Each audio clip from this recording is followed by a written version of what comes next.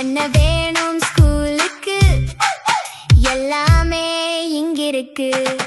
Super Saravana stores, Chennai, Madurai, Kovai. Summer வந்தாச்சு. What's your plan for this holiday? எங்க கிட்ட விட்டுருங்க, நாங்க பாத்துக்கிறோம். GT Holidays, South India's #1 travel brand. அதிகார பகிர்வு என்பது மிக அவசியமானது.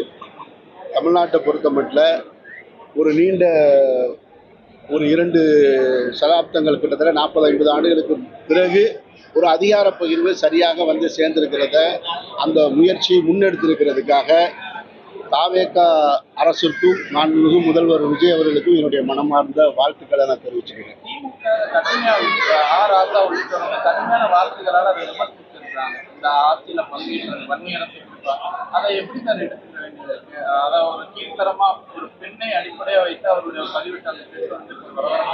இதுல 2 இருக்கு. திராவிட முன்னேற்ற கழக தலைவருடைய அறிக்கையை நம்ம பார்க்கணும். முன்னாள் முதல்வர் மு.க. ஸ்டாலினுடைய அறிக்கையை பார்க்கணும். அவர் ஒரு வேண்டுகோள் விடுத்திருக்காரு. அவர் இந்த ஆட்சி அமைஞ்ச உடனே சொன்னார், 6 மாத காலம் நம்ம பொறுமையாக இருப்போம், எந்த விமர்சனங்களையும் எடுத்து வைக்க வேணாம், அவங்களுக்கான ஹனிமூன் பீரியடை கொடுக்கணும்னு சொல்லிட்டு அதற்குள்ள செய்தி தொடர்பாளர்கள் அண்ணன் ராசா போன்றவர்கள் இந்த பதிவுகளை போடுவது வந்து ஏற்புடையதில்லை. அவர் இன்னைக்கும் ஒரு அறிக்கை கொடுத்துருக்காரு. திமுக தலைவர் அவர்கள், இதெல்லாம் நீங்கள் தவிர்த்துருங்க, கடும் சொற்களை பயன்படுத்தாதீங்க, அநாகரிகமான விமர்சனங்களை பயன்படுத்தாதீங்கன்னு. அண்ணன் ராசாவுடைய பதிவை நானும் பார்த்தேன். நான் தமிழ்நாட்டில் சமூக நீதி கருத்துக்களை அதிக அளவில் கொண்டு போய் சேர்க்கறதுல மிக முக்கிய பங்கு வகித்தவர் அண்ணன் ராசா அவர்கள். அவர்கிட்ட இருந்து இப்படி ஒரு பதிவு வரும்போது எனக்கே கொஞ்சம் அதிர்ச்சியாக தான் இருந்தது.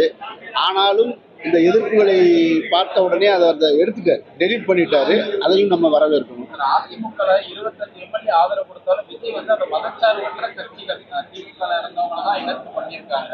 இந்த விஷயத்தை எப்படி பார்க்கலாம்? அவர் ஒருவேளை அந்த கொள்கையில உறுதியா இருக்காருன்னு எடுத்துக்கலாம். அப்படி நம்ம எல்லாத்துக்கும் இப்பவே தீர்வு சொல்லிட முடியாது. எல்லா விஷயங்களுக்கும் அவருடைய ஒவ்வொரு அசைவுகளுக்குமான பின் அரசியல் இருக்கலாம். அதை நம்ம இப்பவே சொல்லிட்டு இதுக்காக செஞ்சாரு அதுக்காக செஞ்சாருன்னு சொல்லிட்டோம்னா அப்புறம் பின்னாடி நம்ம அதை உற்று கவனிக்கிறது தான் சரியானதாக இருக்கும். ஒரு அரசுன்னா இந்த அரசு இல்லை, எந்த அரசாக இருந்தாலுமே சொல்வதற்கு 4 குறைகள் இருக்கத்தான் செய்யும். 4 குறை இல்லாத அரசு உலகத்தில் எங்கேயுமே கிடையாது. அப்படி இருக்கும்போது புதிதாக ஒரு அரசு ஏற்றிருக்காங்க. அது இன்னும் இப்போதான் அமைச்சரவே இன்னைக்கு தான் நேற்றா ஃபார்ம் பண்ணி முடிச்சிருக்காங்க. இனிமே தான் அவங்க பணிகளையே தொடரணும். அதுக்கு முன்னே நிறைய செய்திகள் வருது, நம்ம பார்த்துட்டு தான் இருக்கோம். ஆனாலும் கேட்பதற்கு நிறைய கேள்விகள் இருந்தாலும் இப்போ நம்ம உடனே விமர்சனத்தை வைக்க வேண்டியது அவசியமற்றதுன்னு நான் நினைக்கிறேன். சினிமா துறைக்கு ராஜ்பவன் அமைச்சர் அது ஏற்புடைய கருத்து அல்ல. அப்படிலாம் ஒருத்தர் வந்து அந்த துறை சார்ந்து தெரிஞ்சவர் தான் வரணும் அப்படின்னு சொன்னால்,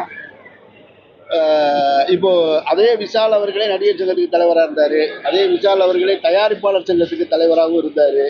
அதனால் அப்படி நம்ம சொல்ல வேண்டியதில்லை. முன்னாடி இருந்தவங்கெல்லாம் இப்போ திரைத்துறை சார்ந்தவங்களாம் இருந்தாங்க அப்படின்ற ஒரு கேள்வி இருக்குது. இதற்கு முன்னால் இருந்ததெல்லாம் செய்தி தொடர்பு துறைக்கு யார் இருந்தாங்க, சினிமாவில் இருந்தால் போனாங்க. அது கொஞ்சம் அவசரப்பட்டு வந்த கருத்தாக தான் நான் பார்க்குறேன். அமைச்சர்கள் நியமனத்தெல்லாம் எப்படி சார் பார்க்குறீங்க? குறிப்பாக ரமேஷ் அறநிலையத்துறை அமைச்சர் ஒரு பிராமணராக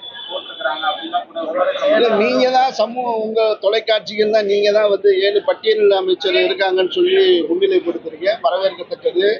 அது கேட்பதற்கே மிக சந்தோஷமா இருக்கு. அதே நேரத்தில் 40 ஆண்டுகளுக்கு பின்னால 2 பிராமண அமைச்சர்கள் வந்திருக்காங்கன்ற செய்தியை சேர்த்து சொல்ல ஒரு சின்ன தயக்கம் இருந்துகிட்டே இருக்கு. ஏன்னு தெரியல. என்னை பொறுத்த மட்டும் விகிதாச்சார அடிப்படை எல்லாருக்குமே பிரதிநிதித்துவம் வேணும், அதிகார பகிர்வு எல்லாருக்குமே வேணும். 2% அடிப்படையில் குறைவாக இருக்கக்கூடியவங்களுக்கு 2 அமைச்சர் கொடுத்துருக்காங்க. 13% மேலே இருக்க இஸ்லாமியர்களுக்கு ஒரே ஒரு அமைச்சர் தான் கொடுத்துருக்காங்க. யார் கேட்குறது? அவங்க தான் அதை முடிவு பண்ணணும். இப்போ எல்லா கேள்விகளையும் இப்பயே நம்ம வச்சிட முடியாது. அதுக்கு ஒரு காரணம் இருந்திருக்கலாம். ஏன் ஒன்று கொடுத்தாங்க அப்படின்றதுக்கு. ஒருவேளை கூட்டணி கட்சிக்கு ஒன்று கொடுத்ததான்னு என்னை பொறுத்த மட்டும் அதுக்கும் கூடுதலாக இருந்திருக்கணுன்றது என்னுடைய கருத்து.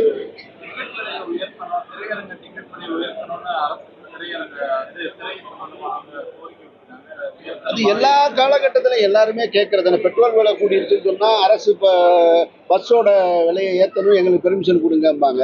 இது எல்லாரும் எல்லா காலகட்டத்திலையும் கேட்கறது. நான் கேட்கறது மாண்புமிகு முதல்வர் அவர்கள்ட்ட, இப்போவாவது டிக்கெட் ரேட்டை தேட்டரில் முதல்ல விற்கிறாங்களான்னு சொல்லு. உங்கள் ஆட்சியிலேயாவது விற்க முடியுதான்னு பார்ப்போம். ஒரு புதுப்படம் வரும்போது 500 ரூபாய் 1000 ரூபான்னு இல்லாமல் டிக்கெட் ரேட்டு கொடுத்தாலே போதுமானது. அப்படின்றது என்னுடைய கருத்து. இப்போ ராசா பதிப்பு காங்கிரஸ் வந்து கடுமையா கண்டனம் தெரிவிச்சிருக்கு. எப்படின்னா 2G இருந்து உங்களை காப்பாற்றினதே நாங்க தான் அப்படின்ற மாதிரி கண்டனம். அது ஒரு அபத்தமான இது. 2Gல இருந்து காப்பாத்துனாங்கன்னா என்ன, அவர் தப்பு பண்ணாரு, இவங்க தப்புக்கு உடந்தையா இருந்தாங்கன்னு அர்த்தமா? அப்படி ஒரு சொல்லக்கூடாது. யாரையும் காப்பாற்றலாம் முடியாது. அவர்கிட்ட நேர்மை இருந்தது, உண்மை இருந்தது. சிறைச்சாலைக்கு போனாரு, நீதிமன்றம் போனாரு, வாதாடினாரு, வென்றுதான் வந்திருக்காங்க. அப்ப காப்பாத்தணும்னு சொன்னா அப்ப கள்ளத்தனத்துக்கு உடந்தையா இருந்தாங்கன்னு அர்த்தமா? இதெல்லாம் கூட்டணியில இருக்கும்போது ஒரு பேச்சு பேசுறது, கூட்டணியை விட்டு விலகும் போது ஒரு பேச்சு பேசுறது, இதெல்லாம் பக்குவமற்ற அரசியலா நான் பாக்குறேன். அப்புறம் இன்னைக்கு இளைஞர்கள் அரசியலை நல்லா கவனிக்க ஆரம்பிச்சிட்டாங்க. அதனால மூத்தவர்கள் கொஞ்சம் நிதானிச்சு யோசிச்சு பேசணும்.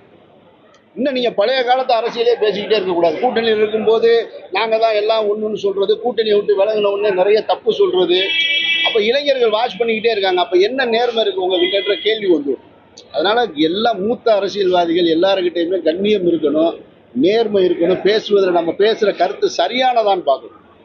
அதெல்லாம் பண்பட்ட நீங்க பண்படலைன்னு சொன்னா இந்த மாற்றம் இன்னும் தொடர்ச்சியா நிகழ்ந்துகிட்டே இருக்குன்றதான் இப்ப நடந்திருக்கிறது இந்த தேர்தல் முடிவு சொல்லுது. சரி, 50 ஆண்டு கால திராவிட கட்சிகள் தராத ஒரு மாற்றத்தை ஒரு விஜய் அவர்கள் தருவார் நம்புறீங்களா சார்? இல்ல, அது நான் வாக்களித்த மக்கள்கிட்ட பெரிய எதிர்பார்ப்பு இருக்கு. வாக்களித்த மக்கள்கிட்ட மாற்றம்னு வேணும்ன்ற எனக்கு வந்து மாற்றம்னா எது மாற்றம்? ஆட்சி மாற்றமா, முதல்வர் மாற்றமா? எனக்கு எப்பயுமே இந்த கேள்வி இருக்கு. நான் வாக்கு பதிவு செஞ்சுட்டு இதே மதுரையில் அதே தான் நேர்காணல் கொடுத்துட்டு போனேன். மாற்றம்னா எதிலிருந்து மாற்றம் அப்படின்னு இருக்கு. கொள்கையிலிருந்து மாற்றமா, அடிப்படை மாற்றமா, மக்களுடைய வாழ்வாதாரத்தில் அடிப்படை மாற்றமா, நிறைய கேள்வி இருக்கு. ஒரு அதிகார மாற்றமோ ஒரு ஆள் மாறாட்டமோ கட்சி மாறுவதிலே மாற்றம் இல்லை. அப்ப மாற்றம்னு எதிர்பார்த்து வாக்களித்த மக்களுக்கு நிறைய எதிர்பார்ப்பு இருக்கு.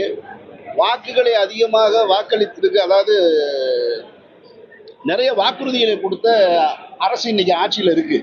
அப்ப அதனால இதை மீட் அவுட் பண்றது, ரெண்டையும் சேர்க்கிறது ஒரு பெரும் கடினமான ஒரு விஷயம். அதை நம்ம இப்பவே வந்து உடனே இந்த அரசை பார்த்து குறை சொல்லுவது எனக்கு ஏற்புடையதல்ல. நம்ம காத்திருக்கணும். இந்த அரசு எப்படி இயங்குது, அரசுக்கு பின்னால் இயங்குறது யாரு, இல்லை அரசு சுதந்திரமா இயங்குதா, அல்லது இப்ப போயிருக்க கூட்டணி கட்சி தலைவர்கள் எல்லாமே வழிநடத்துறாங்களா? அப்போ எந்த மாதிரியான நமக்கு வந்து என்ன இருந்ததுன்னு கேட்டீங்கன்னா, இப்போ ஒன்றிய அரசு ஒரு ஒரு ஒரு திட்டத்தை கொண்டு வந்தா மாநில அரசு வந்து திமுக மட்டுமே அதிகாரத்துல இருந்தது. ஒண்ணு அதிமுக அவங்க சொல்றதை இம்ப்ளிமெண்ட் பண்ணிக்கிட்டாங்க, திமுக எதிர்த்தது. இப்ப விவாதத்துக்கு வரும். ஒரு கூட்டணி மந்திரி சபையா இருக்கிறனால இப்ப விவாதத்துக்கு வருவதற்கான வாய்ப்புகள் அதிகம் இருக்கு. அப்ப இந்த செயல்பாடுகளை பார்த்துட்டு தான் நம்ம விமர்சனம் வைக்க முடியும். எனக்கு வந்து இப்ப பிராமணர்கள் 40 ஆண்டுகளுக்கு பின்னாடி 2 அமைச்சர் கொடுத்துருக்காங்க அப்படின்னா அதை சந்தேக பார்வை பார்க்கணுமா அப்படின்னா பார்க்க வேண்டியதில்லைன்னு நான் நினைக்கிறேன். அவர்களும் இந்த சமூகத்தில் ஒரு அங்கம் தான். அவங்களுக்கு 2 அமைச்சர் கொடுத்தது தப்பு இல்லை. என்னுடைய கேள்வி என்னன்னா, அவர்களுக்கு கொடுத்தது தப்பு இல்லை, ஆனா 13% இஸ்லாமியர்களுக்கு 1 ஏன் கொடுத்தீங்கன்ற அந்த கேள்வி மட்டும் எழுது. அந்த கேள்வி எழுதுறதுல எனக்கு நியாயம் இருக்கிறதா பாக்குறேன். அதே நேரத்துல அறநிலையத்துறைய ஒரு தலித்த கொடுத்திருந்தா இன்னும் மிகப்பெரிய சமூக நீதியாக தமிழ்நாட்டுல ஒட்டுமொத்த இந்தியாவுக்கு முன்னுதாரணமா இருந்திருக்குன்றது என்னுடைய ஆசையும் கருத்து.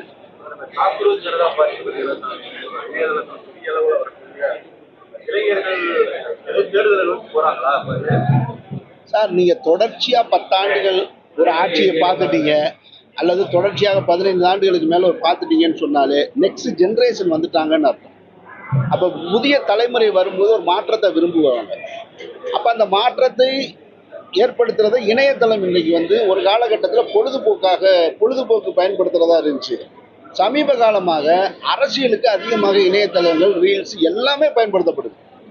அப்படிங்கும்போது இது வரத்தான் செய்யும். ஆனா அவங்க கேட்கறதுல நியாயம் இருக்கான்னு தான் நம்ம பார்க்கணும்.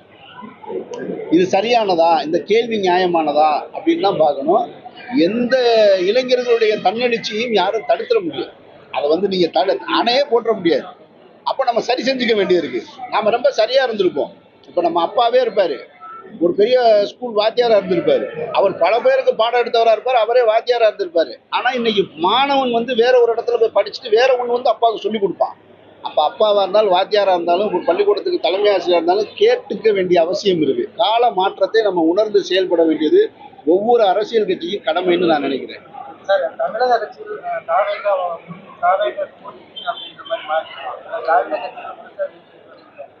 அப்படி நான் பார்க்கல. தாவேகாவும் ஒரு திராவிட கட்சி தான். அவர் சொல்லலைனாலும் அதுதான் கட்சி. பெரியாரை கொள்கை தலைவராக, அம்பேத்கரை கொள்கை தலைவராக ஏற்றிருக்கிறவர் அப்புறம் எந்த கட்சியா இருக்க முடியும்? அதனால அதை நீங்க தாவேக்காவே திராவிடர் இல்லைன்னு நீங்க சொல்லி பிரிச்சிட முடியாது. அவரும் சொல்லலை. அவரும் சொல்லும் கட்சி ஆரம்பிக்கும் போதே திராவிடமும் தமிழ் தேசியம் இரு கண்கள்னு தான் சொன்னார். அதனால நீங்க தாவேக்கா வந்து திராவிடத்தை வந்து வெளியே எடுக்க பார்க்காதீங்க. என்ன இந்த நடந்து முடிந்த தேர்தலில் என்னை போன்றவர்களுக்கு ஒரு பெரிய திருப்தி என்ன அப்படின்னு கேட்டீங்கன்னா, கழகங்கள் இல்லாத தமிழ்நாட்டை உருவாக்குவோம்னு சொன்ன பாஜக தான் இன்னைக்கு பாஜக இல்லாத தமிழ்நாடா உருவாயிருக்கு. அதனால அதுல எனக்கு ஒரு கூடுதல் மகிழ்ச்சி.